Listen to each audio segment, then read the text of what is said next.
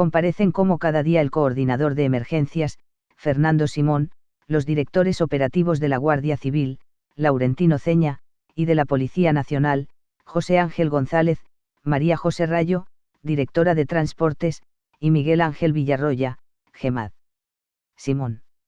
2.538 nuevos casos respecto a ayer, 18% de incremento.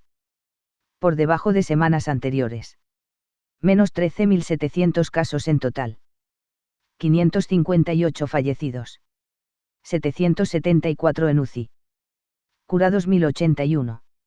Menos de la mitad hospitalizados, tasa de contagio es de 28 por cada 100.000 habitantes. Simón asegura que el problema de desabastecimiento de protección sanitaria es mundial, por exceso de demanda. Muchos hospitales tienen problemas de abastecimiento de protección, que se están solventando a día de hoy. Es posible que en los próximos días haya suficientes equipos para no ir con esta tensión de resolver el problema día a día. La tasa de recuperación es del 7,9%. El doble en Madrid. La tasa de hospitalización es desigual por CCA dependiendo del tipo de pacientes. Donde han afectado a ancianos hay hospitalización y letalidad mayor. Resto de CCA siguen la misma evolución que seguía Madrid en el primer momento de la epidemia. Madrid sigue siendo la más afectada, seguidas de País Vasco, La Rioja y Navarra. El Ministerio de Sanidad trabaja en un proyecto avanzado para realizar test rápidos de diagnóstico del COVID-19. El objetivo es que estos tests se realicen a una población más amplia, tanto a colectivos vulnerables como a aquellas personas que permanezcan en régimen domiciliario que presenten sintomatología. Este proyecto supondrá un gran avance en el diagnóstico precoz de la enfermedad. 18 de marzo de 2020. Siguiendo las recomendaciones de la OMS, el Ministerio de Sanidad está trabajando en un proyecto avanzado para realizar test rápidos de diagnóstico para la detección del nuevo coronavirus, SARS-CoV-2, en coordinación con las CCAA. Según indica el procedimiento de actuación frente a casos de infección por el nuevo coronavirus, las pruebas para la detección del nuevo coronavirus se realizan en las siguientes situaciones. Persona con un cuadro clínico de infección respiratoria aguda que se encuentre hospitalizada o que cumpla criterios de ingreso hospitalario.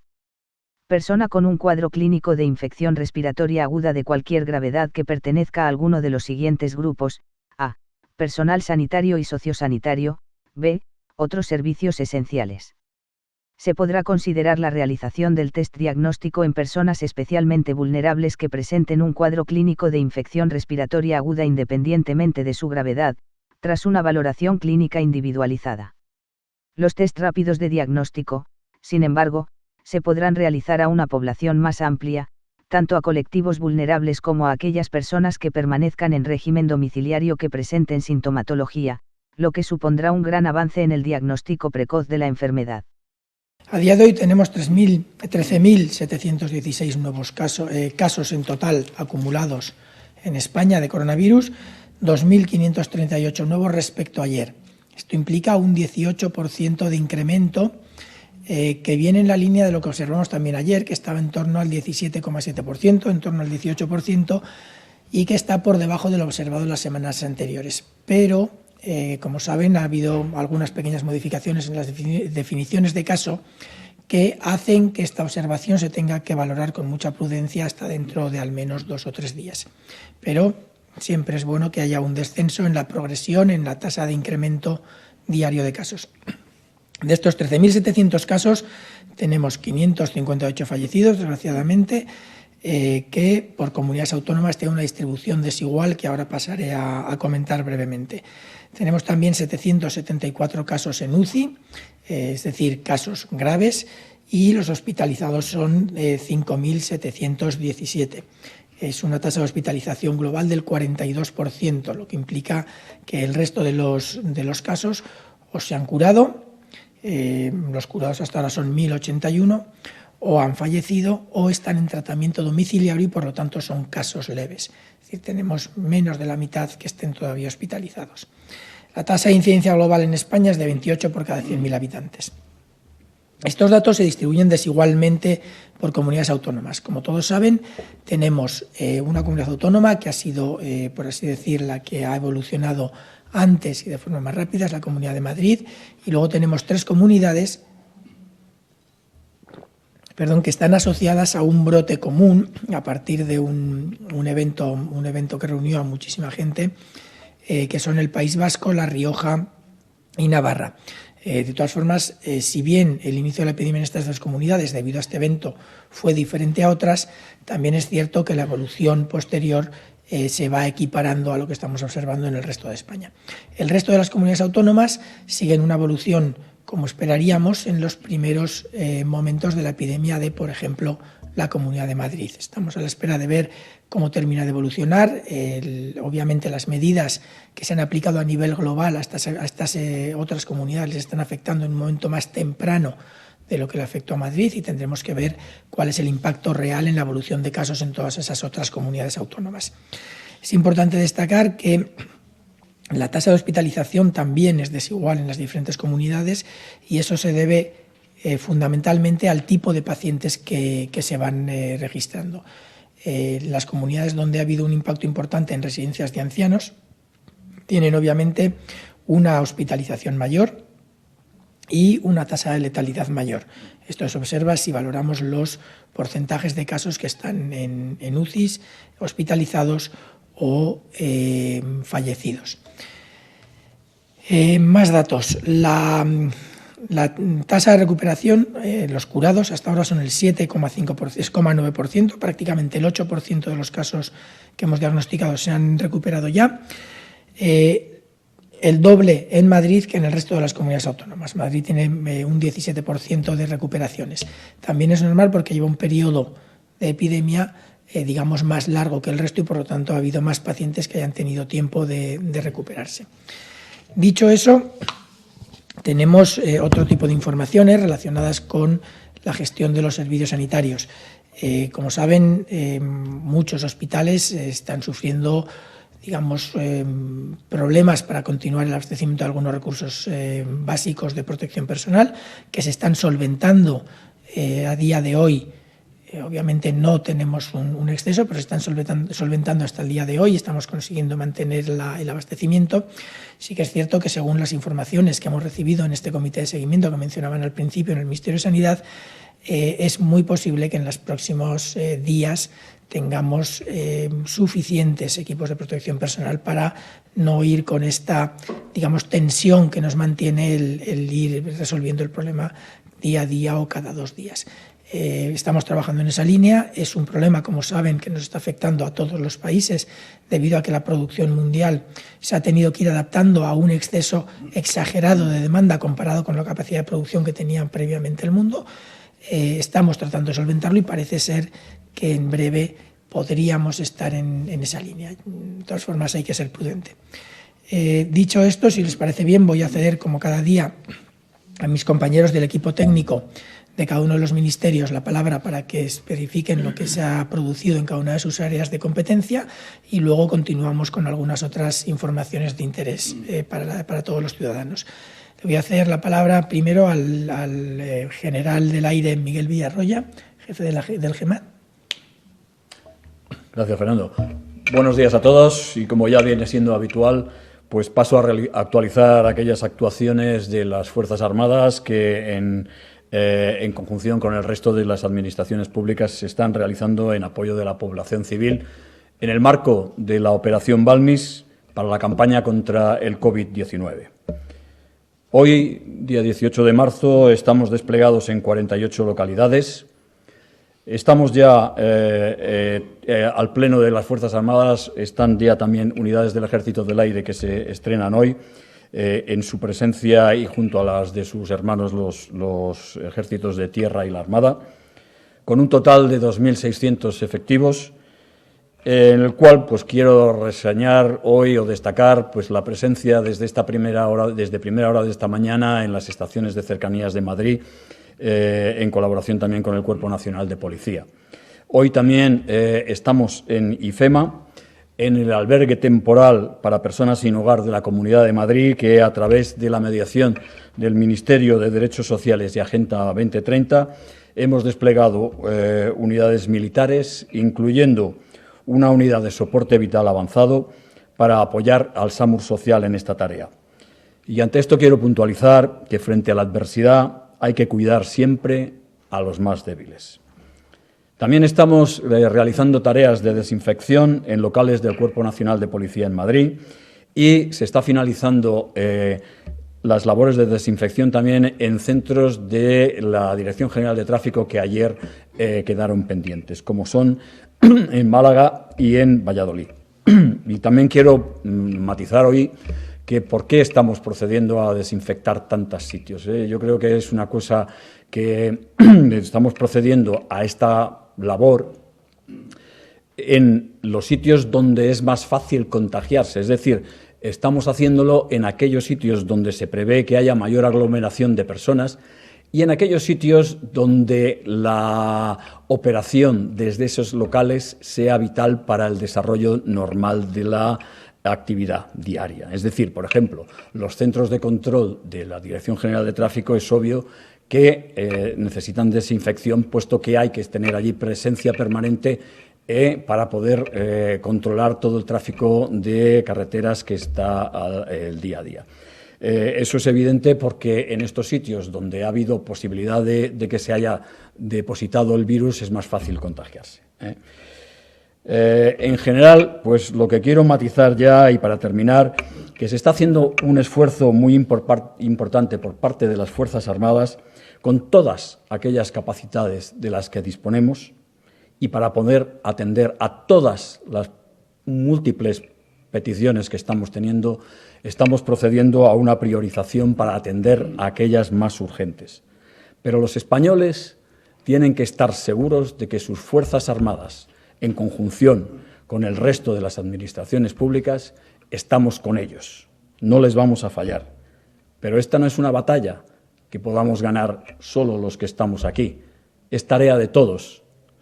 No es necesario el esfuerzo de todos, cada uno en su función, pero todos juntos venceremos. Muchas gracias. Muchas gracias, general. Le cedo la palabra ahora al comisario principal, José Ángel González. Buenos días. Bueno, en primer lugar, decirles que en el ámbito de actuación de la Policía Nacional podríamos definir la situación como de normalidad absoluta. Hay pequeños hechos puntuales que se resuelven sin mayor incidencia y casi todos ellos con la sola presencia policial. Solamente desde que se inició el Real Decreto ha habido 73 detenidos por desobediencia. 73 detenidos que han sido detenidos por su irresponsabilidad e insolidaridad porque podía infectar a otros la enfermedad. Una novedad que tenemos es medidas que hemos tomado en el DNI. En el DNI hemos prorrogado la vigencia de todos los DNIs que caduquen este año hasta el 13 de marzo del 2021. Esto quiere decir que si a uno le caduca el DNI en agosto, tiene vigencia hasta el 13 de marzo. Esta medida la hemos tomado porque tienen todos ustedes que saber que nosotros anualmente expedimos 9 millones de documentos, entre DNIs y pasaportes. Con lo cual quitamos la cita previa porque si no hubiera sido un foco de infección continuo. Entonces, lo que sí les digo es que todavía siguen abiertas las oficinas del DNI para todos aquellos casos de urgencia. En otras cosas, saben que ayer restablecimos otra vez las fronteras interiores con Francia y Portugal. Nos pusimos en contacto con las policías tanto francesa como portuguesa. Llevamos ya prácticamente más de 24 horas con el servicio montado. No ha habido ningún problema, ni graves retenciones y todo está yendo con normalidad. Solamente como datos, para que tengan ustedes datos, ha habido 834 denegaciones de entrada y se han controlado más de 1.518 vehículos. Asimismo, se han producido 2 detenciones, una por desobediencia grave y otra por tener en vigor una orden judicial de detención. Los pasos fronterizos que mayor tránsito están soportando son La Junquera e Irún, que es donde estamos incrementando nuestros esfuerzos. Y, por último, queremos volver a alertar a la sociedad sobre el tema de los bulos, sobre el tema de las falsas noticias, que todo aquel que tenga alguna duda de estos bulos y de estas falsas noticias, saben que estamos, la Policía Nacional, 24 horas a su servicio, a través del teléfono 091 o a través de nuestras redes sociales, que ya llevamos contestados y hemos atendido 6.500 consultas para, de alguna forma, minimizar todos estos bulos y estas falsas noticias. Recordarles que la Policía Nacional sigue las 24 horas del día a su servicio y, sobre todo, a aquellas personas más vulnerables que sepan que nos tienen permanentemente a través del servicio telefónico 091 o, como he dicho antes, a través de las redes sociales. Muchas gracias, comisario. Le cedemos la palabra al teniente general Laurentino Ceña, de la Guardia Civil. Sí, buenos días a todos. Bueno, me gustaría señalar que, con carácter general, el día de ayer transcurrió sin incidencias. Algún hecho aislado que nos obligó a reaccionar, incluso a proceder a la detención de 15 personas. No cabe duda que esto ha respondido siempre a razones de un comportamiento incívico y de desobediencia grave a los agentes de la autoridad. La Guardia Civil hemos focalizado todo nuestro esfuerzo durante estos días en luchar contra los efectos de la crisis. Nuestras capacidades, tanto en patrullas como en atención al ciudadano, se han visto orientadas en ese sentido. Hemos movilizado más de 10.000 patrullas de seguridad ciudadana y de seguridad vial que están contribuyendo a que los ciudadanos tengan una respuesta de la Guardia Civil en tanto a su seguridad y en tanto también a la información que requieren en las dudas que se les presente. Hemos prestado un apoyo al transporte de material de trasplantes procedentes de Ámsterdam y de Londres con destino a hospitales de Valencia y Málaga, de forma que no se interrumpan estos cometidos vitales para nuestra sociedad. Nuestras patrullas de seguridad ciudadana y especialmente las de tráfico han recibido instrucciones de velar porque se cumpla la obligación que desde el Ministerio de Transportes se ha establecido de que los camioneros, elemento vital para mantener el abastecimiento de nuestros mercados, para que los camioneros puedan tener posibilidad de tener servicios, tener posibilidad de comida y de descanso en los lugares, estaciones de servicio y lugares al efecto. La Guardia Civil también ha establecido dispositivos para el cierre de las fronteras en colaboración con el Cuerpo Nacional de Policía y hemos establecido en la segunda línea y en la parte que nos corresponde de vías menos transitadas a lo largo de los casi 2.000 kilómetros que tenemos de frontera terrestre. También, fruto de nuestra actuación en recintos fiscales y en investigación, también a través de la monitorización de redes sociales, hemos logrado la requisa de más de 69.000 mascarillas, más de 5.000 gafas protectoras, así como guantes. Todo este material, evidentemente, se ha puesto a disposición de las autoridades sanitarias. Me gustaría también destacar el apoyo que reciben nuestras patrullas, nuestros servicios, de la población en general, que se manifiesta muchas veces incluso en la donación de elementos de protección que evidentemente agradecemos y ponemos a disposición de las autoridades sanitarias. Y por último, me gustaría rogar a toda la ciudadanía que nos facilite nuestro trabajo, que obedezcan, que respeten las indicaciones que desde la Guardia Civil, que desde los guardias civiles se hacen a ellos, porque están contribuyendo de forma innegable a la victoria final. Muchas gracias. Muchas gracias, teniente general. Tiene la palabra doña María José Rayo, secretaria general de Transportes y Movilidad. Muchas gracias, Fernando, y buenos días a todos. Paso a dar cuenta de la información de servicio público en cuanto a la situación de Transportes y Movilidad por parte del Ministerio de Transportes, Movilidad y Agenda Urbana. En el día de hoy, los servicios de cercanías se están prestando con niveles de demanda similares a los de los días anteriores, en torno a un 25% comparado con lo que es un día normal. y afortunadamente no se ha identificado ningún episodio de aglomeración. Como ha mencionado el jefe del Estado Mayor de la Defensa, se han desplegado efectivos de la Unidad Militar de Emergencias y se ha reforzado la seguridad privada por si resulta necesaria. Además, se va a implantar una serie de cartelería para informar de la necesidad, de la exigencia de mantener la distancia entre las personas. En cuanto a los servicios de transporte ferroviario de larga distancia, han tenido una ocupación de entre un 4 y un 7%. Incluso hay algún caso concreto de algún tren que ha salido completamente vacío. Esta es una noticia buena porque implica la gran responsabilidad de todos los ciudadanos para reducir esa movilidad no obligada y tratar de, entre todos, parar a este virus. En el caso del transporte por autobús de larga distancia, también hay reducciones muy significativas de la demanda respecto a un día habitual, y el nivel de viajeros en el día de ayer se mantuvo en el entorno del 85% menor de lo que viene siendo un día equivalente del año pasado.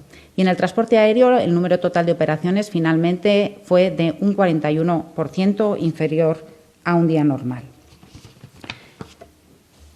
Quería hacer mención también a una situación concreta de la que somos conscientes y que ha mencionado anteriormente el director adjunto operativo de la Guardia Civil, que es la situación que se están encontrando los camioneros, los transportistas profesionales de mercancías, para poder acceder a los servicios básicos de aseo y manutención, tanto en estaciones de servicio como en zonas de carga y descarga. Desde aquí todo el apoyo del Ministerio de Transportes, Movilidad y Agenda Urbana. Estamos trabajando intensamente con las comunidades autónomas, con las propias asociaciones de cargadores y con las asociaciones representantes de las estaciones de servicio para tratar de corregir esta situación y que puedan tener acceso a estos servicios básicos. Tenemos que ser conscientes de que el transporte de mercancías por carretera es absolutamente básico y fundamental para el abastecimiento de nuestros supermercados, las farmacias. Es esencial que se pueda prestar el servicio en condiciones adecuadas. Y, por último, informar que estamos recibiendo en el Ministerio información actualizada de las decisiones de las comunidades autónomas respecto a los servicios públicos de transporte en sus ámbitos competenciales. Por otra parte, ayer se publicaron en el Boletín Oficial del Estado 3 órdenes ministeriales, 2 de ellas para establecer las condiciones de conectividad entre la península y los territorios de Baleares y Canarias, y otra para alargar la vigencia de los certificados del personal de transporte ferroviario, que se une a un paquete de medidas que aplica a todos los profesionales del transporte para flexibilizar las condiciones de sus certificados y habilitaciones. Y esto es todo por mi parte. Muchas gracias. Muchas gracias a ti, María José. Antes de pasar a las preguntas, si me permite el moderador, sí que querría hacer un par de consideraciones. Como saben, el Ministerio de Sanidad está recogiendo todo un catálogo de todo el material disponible necesario para responder desde el punto de vista sanitario a esta epidemia. El recoger este catálogo, el saber lo que hay, nos ayuda a planificar correctamente su distribución, y el Ministerio está redistribuyendo entre las comunidades autónomas más necesitadas, pero todas las comunidades están siendo abastecidas de la manera más justa posible. Ha habido, entendemos, algunas informaciones sobre posibles movilizaciones de productos de una zona a otra, pero todos esos movimientos han sido compensados largamente por otras envíos que se han realizado desde el nivel central. Yo creo que eso es importante entenderlo, porque no se le está a ninguna comunidad autónoma retirando ningún material. Yo creo que eso es fundamental. Luego querría pasar a lo que ya se está convirtiendo casi en 2 secciones habituales. Una, la de agradecimientos, y la otra, la de dar ánimos. Tenemos una de agradecimientos porque quiero de verdad reconocer delante de todos el sentimiento que me produce el que toda la población está haciendo un homenaje casi diario a los servicios sanitarios, y yo creo que se lo merecen y se lo agradezco a todos. Muchas gracias a todos. Pero también creo que no somos solo nosotros. Aquí hay 3 ministerios más representados, además del Ministerio de Sanidad. Son 3 sectores diferentes que están trabajando muy duro para conseguir que todos podamos vencer juntos al coronavirus.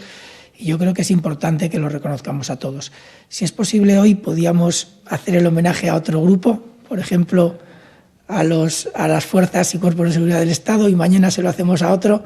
Yo creo que son cosas que tenemos que hacer entre todos, y que, queramos o no, los que están dejándose la piel para conseguir esto, les ayuda a aguantar con más ganas. Y luego uno de ánimos. Ya lo dijimos ayer, lo dijimos antes de ayer, si no me equivoco. Van pasando los días, ya estamos a mitad de semana, las cosas van bien, pero a mitad de semana uno empieza a sentirse un poco cansado ya de estas condiciones estrictas de vida que estamos llevando. Tenemos que aguantar, es importante aguantar, es importante que los mayores sigan concienciados de que tienen que protegerse, que los demás sigamos concienciados de que tenemos que ayudarles a protegerse. Tenemos que tener claro que los jóvenes tienen que contener toda la energía que tienen. Yo no soy joven, pero tengo energía. Hay que contenerla un poquito. Es unos días, no es tan largo. Va a parecerlo, pero no es tan largo. Y luego volvemos a la vida normal. Y luego creo que tenemos que considerar particularmente a los niños, que obviamente los niños están habituados a salir, a tener una vida en el exterior mucho más importante que podamos tener los adultos. Yo creo que los niños estáis haciéndolo muy bien. Os lo agradezco de verdad. Ayudad en casa, conseguid que en casa el ambiente sea el bueno para que esto siga. Ayudad a vuestros padres a tomar las decisiones correctas si es necesario. Vosotros sabéis bien lo que hay que hacer. Quizás sea un mensaje un poco repetitivo durante estos días, pero yo creo que tenemos que conseguir aguantar el periodo necesario. Y ahora ya, moderador, las preguntas. Muy bien, participantes, son las 12:01 del mediodía. Quisiera simplemente mencionar que hay varias líneas de preguntas que se reiteran en torno a las pruebas diagnósticas que se puedan hacer. Hay mucha inquietud acerca de esto, por qué no llegan a todo el mundo, para cuándo se va a poder tener los test suficientes. También tiene mucho impacto el anuncio de una previsible vacuna china.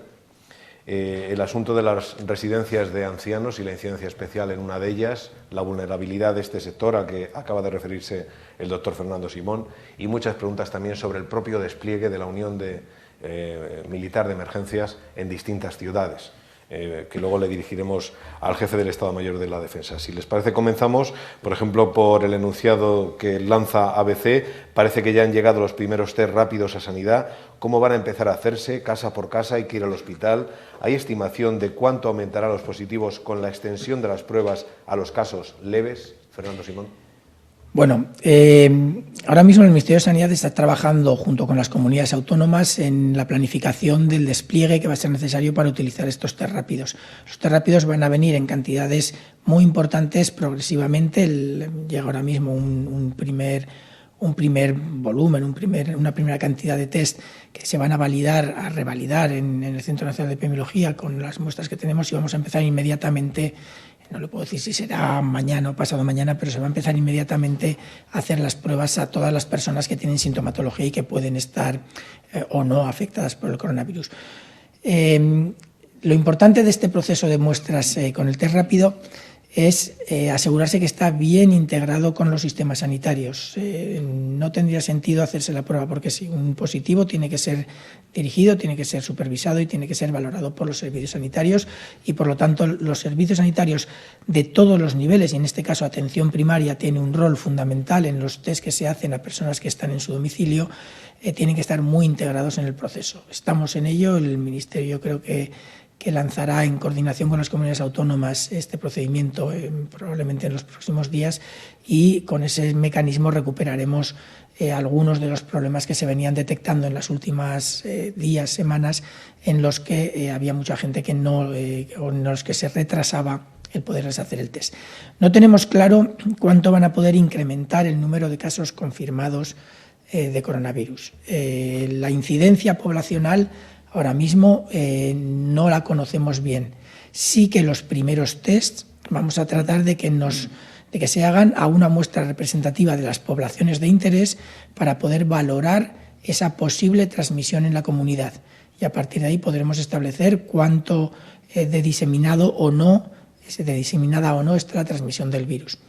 Lo que sí que sabemos es que este método, que podrá tener algún falso positivo, algún falso negativo, y habrá que corregir por estas probabilidades, sí que puede incrementar sustancialmente el número de casos positivos. No sabemos en cuánto, pero sí que puede hacerlo. En ese caso tendremos que explicar con cuidado cuál es el impacto de este incremento en la detección en las evoluciones diarias que estamos dando, porque obviamente es muy posible que tenga algún impacto. Junto a varias preguntas en la misma línea, por ejemplo, Radio Nacional o Cibio, ¿qué impacto va a tener la evolución en las UCIs? ¿Se teme una avalancha de casos graves en las unidades?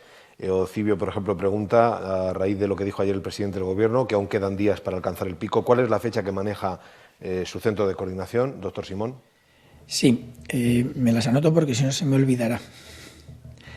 Bueno. La fecha de casos graves y cuál podría ser la fecha del pico. Bueno, los casos graves dependen de factores concretos. Sabemos que a nivel global el número de casos graves que requieren ingreso en UCI viene a ser de alrededor del 5 o 6% y de hecho España está en el 5,6% actualmente. Pero como he comentado al principio de la rueda de prensa, hay una distribución desigual dependiendo qué grupos se han afectado en las primeras fases de la epidemia. Como saben, hay algunas comunidades autónomas en las que inicialmente hubo residencias de ancianos afectadas y eso obviamente tuvo un impacto importante en el número de casos graves y fallecimientos. En las comunidades donde no se ha producido ese efecto, donde no han sido grupos de alto riesgo los que han sido fundamentalmente afectados, sino que ha sido más distribuida entre la población general, el uso de UCIs es bastante menor hasta la fecha. No esperamos que haya una avalancha de casos graves, esperamos que haya el mismo porcentaje de casos graves. Lo que sí que sucede es que si se incrementan los casos que estamos detectando hasta ahora, más de lo esperado, obviamente en cifras brutas puede haber más número de casos en UCI, pero no un porcentaje mayor. Si incrementamos las pruebas rápidas, que hemos comentado hace un momento, y empezamos a detectar muchos casos leves, el número bruto de casos que tengan que ser hospitalizados en UCI será similar, pero sí que porcentualmente bajará. Por lo tanto, hay que interpretar con cuidado las cifras porcentuales, son cifras que hay que valorar con mucho cuidado, porque desde el punto de vista de la presión asistencial, el número que nos interesa es el dato bruto, cuántos están en las UCIs. Ahora mismo es cierto que hay UCIs que están muy saturadas, con un nivel de estrés muy importante, pero también es verdad que en la mayoría de las comunidades todavía no están llegando a ese nivel tan alto. De Canarias 7 para María José Rayo preguntan, y si puede generalizar en todo caso la respuesta, se lo agradecemos. Tras la limitación de vuelos a Canarias que entra en vigor mañana, ¿de qué manera se va a poder informar el ciudadano de qué compañías van a prestar servicio? ¿Se prevén medidas para evitar que los precios se disparen? A la primera pregunta, probablemente esta tarde podremos dar cuenta de qué compañías van a prestar las rutas que están establecidas en la orden ministerial que se publicó ayer en el Boletín Oficial del Estado. En cuanto al tema de los precios, no hemos establecido ninguna condición específica en el marco normativo actual, pero estaremos muy atentos para que no se produzcan incrementos de precios relevantes. Varias preguntas para el jefe del Estado Mayor de la Defensa. Recojo una inquietud que llega a través de las redes con preguntas reiteradas también a los periodistas sobre los lugares en los que está desplegándose y los motivos. Nos ha hablado de 48 localidades y ciudades. Hay reiteradas preguntas acerca del País Vasco y de Cataluña y si estas comunidades han pedido en algunas circunstancias el apoyo de la UME. Bueno, pues en primer lugar, tengo aquí la relación de ciudades. La podemos concretar, pero vamos, es Madrid, Alcázar de San Juan, Tomelloso, Sevilla, Zafra, Málaga, Jaén, Lanzarote, Valencia, Alicante, Castellón, Alcantarilla, Teruel, Vigo, Santiago, La Coruña, Santander, Laredo, Santoña, Avilés, Salamanca, Valladolid, Cáceres, Badajoz, Mérida, Huesca, Jaca, Almería, Ronda, Zaragoza, Orense, Pontevedra, Oviedo, Gijón, Ceuta, Melilla, Palma de Mallorca, Puerto del Rosario, Las Palmas, Tenerife, Córdoba, Cádiz, Algeciras, San Fernando, Getafe y Murcia. A esto también hay que añadir pues Calatayud y Calatayud simplemente. Quiero decir con esto que nosotros estamos desplegando en aquellos sitios donde se está habiendo una serie de peticiones o se está viendo unas necesidades. Por supuesto, País Vasco, Cataluña, como cualquier parte de España, intervendremos cuando así se requiera o cuando así se necesite. Ni más ni menos, no hay diferencia con ningún otro criterio, o sea, no hay otro criterio que ahora mismo nos esté priorizando en ese sentido. General Villarroya, ¿qué va a pasar durante el tiempo de cuarentena? Pregunta F. Durante el tiempo de cuarentena con los militares desplegados en misiones. ¿Se mantendrán y se seguirá con los relevos previstos? ¿Se les están haciendo pruebas? Bueno, pues de eso tengo que decir que la idea, en principio todos los relevos estaban previstos, los relevos grandes de unidades estaban previstos para el mes de mayo, con lo cual todavía disponemos de un margen. En cualquier caso, ha habido casos puntuales, como ya ha aparecido en prensa, y en concreto me refiero a la Operación Atalanta, en el cual hemos tenido que suspender el relevo de 26 personas que se estaban incorporando a la fragata Numancia, que está en estos momentos desarrollando sus cometidos en el Índico, porque ha aparecido un caso positivo en uno de las personas que estaba implicada en este relevo. Lo hemos suspendido y tendremos que preparar otro relevo para allí. Está teniendo alguna incidencia en otros escenarios, puesto que los países en los cuales están desplegados también están tomando medidas en contra de este virus. Con lo cual tengo que decir que puntualmente sí puede afectar a estos relevos. En cuanto a una opción general, pues no lo puedo decir. Habrá que ir viendo puntualmente en cada caso si nos va a afectar o no nos va a afectar, como este particular de Atalanta que acabo de mencionar. Cuarto Poder pregunta al director operativo de la Policía Nacional, el comisario José Ángel González. Hubo ayer un motín de internos en el CIE de Aluche, en Madrid. Teniendo en cuenta que la reclusión de estas personas migrantes en estos centros es solo temporal, ¿plantean poner en libertad a estas personas? ¿Hay alternativas? Sí, efectivamente, ayer hubo un pequeño motín en el CIE de Aluche. Unos 20 internos se subieron al tejado y protestaban por la situación sanitaria y, sobre todo, querían que se les pusiera en libertad. Como ustedes saben, los internos pueden estar como máximo 60 días en los centros de internamiento. Nosotros procuramos siempre no llegar hasta los 60 días, con lo cual estamos estudiando caso por caso y, desde luego, todo aquel que se tenga que poner en libertad lo haremos. De todas formas, decir que una de las razones de la protesta era la infección por coronavirus. En el centro de Aluche no hay ningún caso de coronavirus. A raíz de lo que ha explicado del DNI, no sé si ha sido usted o el teniente general Laurentino Ceña, la cuestión del DNI, pregunta la hora digital y el pasaporte también. Solamente de momento lo hemos hecho en DNI, que se prorroga hasta el 13 de marzo del 2021. Solamente el DNI. Doctor Fernando Simón, varias preguntas relacionadas con la circunstancia vivida en una residencia de ancianos en Madrid. ¿Por qué se producen este tipo de picos en determinados centros asistenciales? ¿Qué ha pasado? Vamos a ver, los grupos vulnerables, y más si están concentrados en un punto concreto, obviamente tienen la epidemia tiene un impacto muy importante en estos grupos, tanto en Madrid como en otras residencias de las que ya tenemos constancia en otras comunidades autónomas.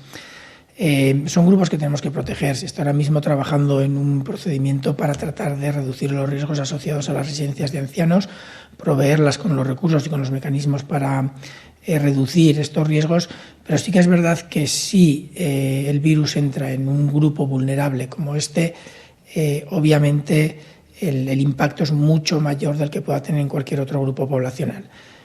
Si recuerdan de otras informaciones previas, tanto la letalidad como la incidencia en grupos mayores de 80 años es muy, muy superior al resto de la población. Precisamente esa es una de las razones por las que venimos ya desde hace mucho tiempo insistiendo en el que tenemos que proteger a nuestros mayores utilizando todos los medios disponibles, tanto ahora como hace ya unas semanas, pero ahora con mayor intensidad y con mayor razón. Claudia Luna, de TV Azteca, México, le plantea la pregunta sobre la posibilidad de que realmente llegue una vacuna desde China. Vamos a ver, ahí varios ensayos, hay bastantes grupos a nivel internacional trabajando con vacunas. No tengo todos los detalles. Sé que en España tenemos algunos grupos de investigación que están trabajando con ensayos clínicos relacionados con nuevos fármacos para tratar el virus, y sabemos que hay algunos grupos españoles también relacionados con grupos internacionales que están tratando de obtener vacunas. Las vacunas que se están generando ahora mismo están en unas primeras fases, pero sí que están siendo algunas de ellas bastante prometedoras.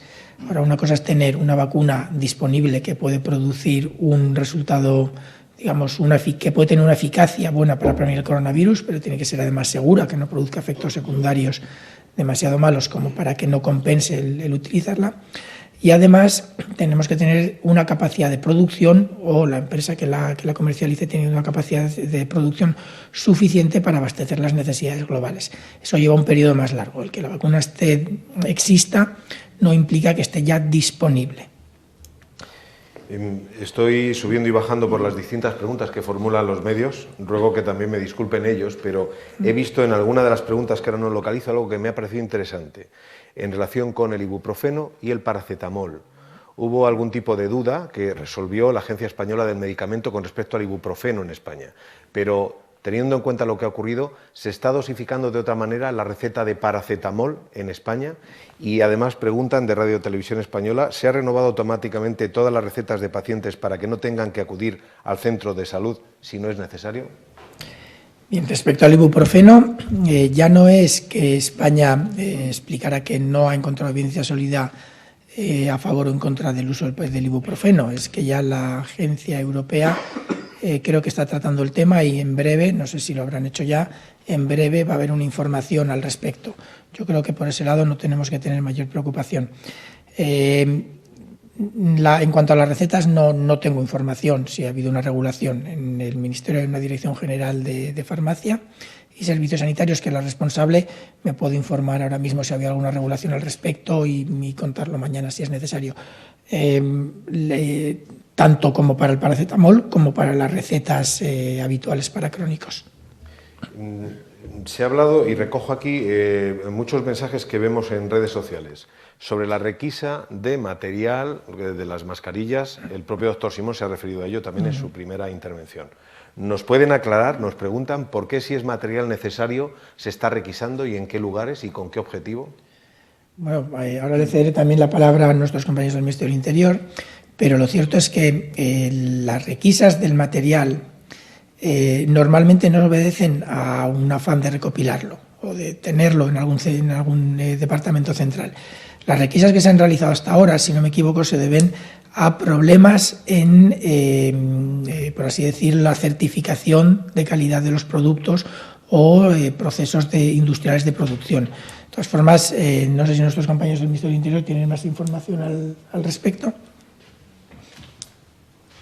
Sí, en general, lo que estamos haciendo es, cuando hay una demanda a través de la autoridad sanitaria, porque se ha localizado en algún lugar un depósito de este tipo de material, pues obedeciendo sus directrices, vamos al lugar, lo requisamos y lo llevamos al lugar que ellos nos indiquen. Aparte de eso, dentro de las labores propias de investigación, tanto en el ámbito fiscal, en puertos y aeropuertos, como también de monitorización de redes, localizamos partidas de este tipo de material que los propietarios deberían de estar obligados a comunicarlas, su existencia, a la autoridad sanitaria. Como esto no se ha hecho, pues procedemos igualmente a la requisa y a la puesta a la disposición de la autoridad sanitaria. Una vez garantizada la calidad y el cumplimiento con las normas de todos estos productos, se vuelven a redistribuir y en principio no es mayor problema, pero sí que es cierto que en algunos casos puede interpretarse de forma diferente. Hasta ahora se está distribuyendo bien, allí donde ha habido esas posibles requisas se mantiene la producción y se han redistribuido bien todas las mascarillas o todos los equipos de protección requisados o retenidos más que requisados. Acabamos con dos preguntas coincidentes de distintos medios internacionales, en este caso Associated Press, y también lo veíamos, lo busco, en Clarín. Ante la posibilidad de que haya saturación en las UCIs, ¿hay plan B? ¿Hay pensado hoteles medicalizados, hospitales de campaña? Fernando Simón. Sí, hay muchas opciones. De hecho, no estamos descartando ninguna. Hay muchas opciones que se plantean tanto para esta epidemia como para durante los procesos de preparación que llevamos normalmente en nuestra rutina de trabajo.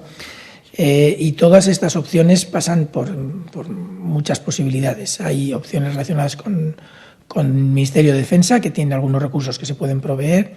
Hay opciones relacionadas con la medicalización de algunas instituciones que pueden no ser inicialmente sanitarias, pero que para cierto tipo de pacientes pueden adaptarse rápidamente. Tenemos además muchos recursos, un número suficiente de recursos humanos que se pueden incorporar al sistema, pero sí que es cierto que esta epidemia nos está poniendo a todos y a todos los sistemas en un nivel de tensión que hasta ahora no habíamos conocido.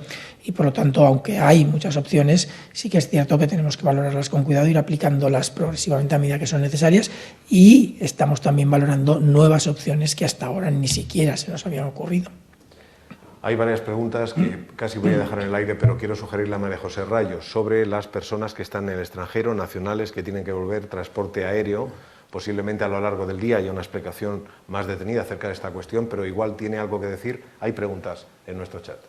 Bueno, en el transporte internacional lo importante es seguir las recomendaciones del Ministerio de Asuntos Exteriores.